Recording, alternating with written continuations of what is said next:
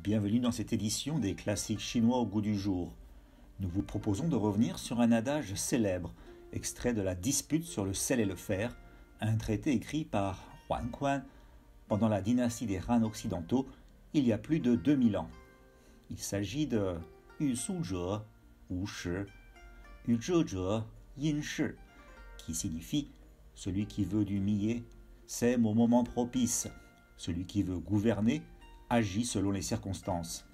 Autrement dit, si l'on veut de la nourriture, il faut obéir aux lois de la nature, et si l'on veut bien gouverner le pays, il faut suivre la tendance de l'époque.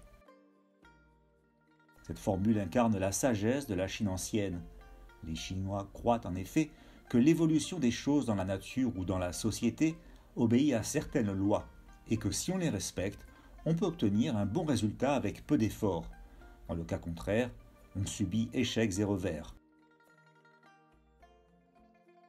En observant les lois de la rotation de la Terre, les Chinois en ont très tôt tiré 24 périodes solaires, un savoir qu'ils mettaient à profit dans les travaux agricoles.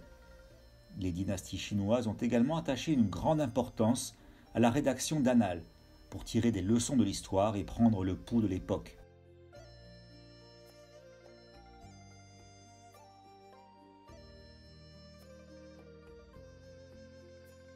La paix et le développement sont les thèmes de notre époque.